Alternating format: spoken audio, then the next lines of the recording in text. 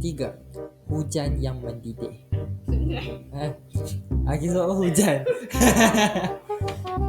Ngebangga. Jepun. Berjepun kot.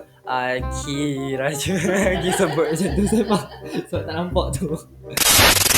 Tak semua benda dalam dunia ni diketahui oleh semua orang. Sebahagiannya masih misteri dan belum terukai lagi. Saintis ahli arkeologi dan ahli geologi di seluruh dunia berusaha untuk mengungkapkan rahsia di sebalik misteri-misteri tersebut. Kebanyakan yang berjaya masih boleh dijelaskan secara saintifik. Namun masih terdapat beberapa fenomena yang terlalu sukar untuk dipercayai. Contohnya seperti wujud ke time travel. Siapa pula yang buat simbol-simbol pelik di hutan Amazon, alien, UFO? Agak-agak wujud ke semua ni? Jom kita lihat di 8 fenomena misteri dan sama-sama kita tengok penjelasan di sebalik fenomena tersebut. 1. Jalan Bimini. Korang percaya tak kalau ada orang yang bagi tahu kat korang pasal dunia kat bawah laut? Okay. Kalau korang tak percaya kan, korang pergi check kat doktor lah. Better korang pergi check kat doktor. Sebab cerita ni pun bermula apabila seorang psychic Amerika yang bernama Edgar Cayce memberitahu bahawa runtuhan bandar Atlantis yang hilang telah dijumpai di Bimini. Korang rasa betul ke ramalan dia ni? Tapi senario kes ni bermula apabila pada September 1968 penemuan 2,300 meter blok batu kapur yang disusun dengan kemas telah ditemui di dasar laut perairan Paradise Point utara Bimini. Ramai orang berpendapat batu berblok ini adalah kejadian alam semula jadi. Namun penataan batu jalan itu menimbulkan tanda tanya sebab ia terlalu tersusun dengan rapi. Tapi sampai sekarang ni belum ada lagi bukti tambahan mengenai kewujudan kota yang hilang tu. Dan jalan Bimini ni masih menjadi pertanyaan dan tenggelam di dasar laut bersama sejarahnya. Apa pendapat korang? Jalan tu dicipta oleh alam semula jadi ataupun manusia? Let us know dekat komen, okay? 2. Wabak menari. Sekitar tahun 1518, berlaku satu fenomena yang menggegarkan kota Strasbourg, Perancis. Bermula apabila seorang wanita yang bernama Trofia menari seorang diri di sekitar kota. Ia pelik tapi tidak mencurigakan penduduk setempat sehingga mereka terlihat wajah Trofia sedang dalam kesakitan. Dia seperti dipukau sebab selama seminggu Trofia menari tanpa henti. Dalam masa tu, seramai 34 orang penduduk turut serta menari bersama dengan Trofia. Kebanyakan yang menari tu kaum wanita. Nampak gaya Trofia ni boleh buka kelas dancing kot. Tapi yang peliknya, mereka seperti tidak dapat mengawal tubuh mereka. Mereka menari berhari-hari sehingga ada yang mati akibat kepenatan dan sakit jantung. Kira-kira lebih kurang 400 orang dijangkiti wabak ini dan ianya bukan disebabkan virus atau bakteria. Saintis atau pakar pun tak dapat mencari punca sebenar wabak ni. Tak ada satu teori pun boleh menghuraikan stamina yang diperlukan untuk menari tanpa berhenti beberapa hari kot. Dia menari 3 minit pun kita dah pancit dah guys. Ni pula berhari-hari. 3. Sungai yang mendidih. Bila kita sebut saja pasal hutan Amazon, pasti ramai akan membayangkan sebuah belantara tua yang dipenuhi dengan pelbagai spesies tumbuhan dan haiwan. Sekaligus menjadi kawasan yang paling banyak menyimpan misteri kepelbagaian biologi. Dalam hutan yang berusia berpuluhan juta tahun tu, sebenarnya ada lagi satu fenomena alam yang luar biasa.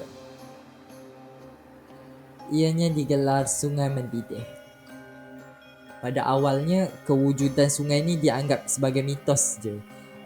Konon-kononnya ada sebuah sungai yang airnya panas, sentiasa diselabuti wap hangat hingga dari jauh kelihatan seperti hutan tu diselimungi kabut tebal. Sebahagian sungai itu kelihatan buih-buih yang naik dari dasar sungai ke permukaan air. Ada juga cerita yang menyatakan siapa sahaja yang manusia ke haiwan ke, kalau jatuh dalam sungai tu akan menggelupur kepanasan dan terus mati.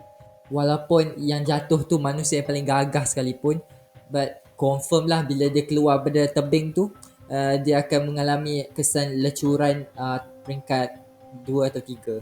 Ternyata semua yang dikatakan tu bukan satu dongeng ataupun perbohongan. Dalam jurnal National Geographic, catatan seorang ahli geofizik dari 5 Peru menyatakan sungai mendidih ini terletak di hutan Amazon dalam negara Peru. Catatan juga menyatakan penyukat suhu mencatat bacaan suhu air sungai di Lihir ni hingga kehentian terakhir meningkat dari 27 darjah Celsius hingga hampir 100 darjah Celsius.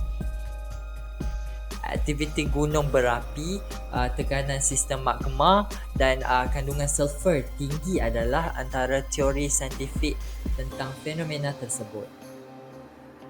Selain itu, saintis pun tak menolak kemungkinan suhu panas tu boleh terjadi bukan akibat aktiviti volkanik. Sebaliknya, ia memang sumber air dari lapisan bumi paling dalam. Ia terhampur keluar ke permukaan. Pada musim kering, air panas sungai itu mampu membunuh manusia.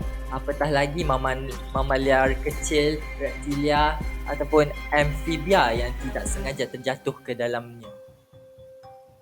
Sehingga hari ini, pasukan saintis masih berada di kawasan tersebut untuk menjalankan pelbagai jurus kajian.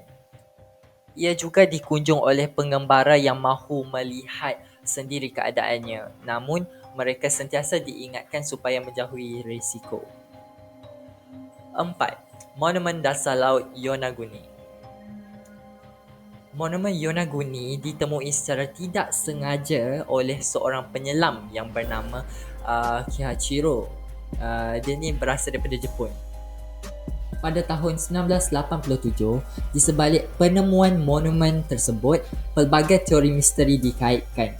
Sampai sekarang, monumen batu yang terkubur pada kedalaman 30 meter tersebut telah banyak menimbulkan perdebatan.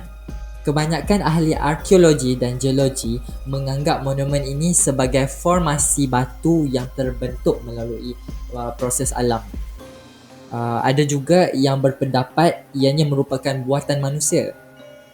Namun secara jujur, agak pelik rasanya monumen Yonaguni ni terbentuk melalui proses alam dengan melihat kesempurnaan posisinya di setiap susunan batu sehingga membentuk monumen ni menyerupai piramid.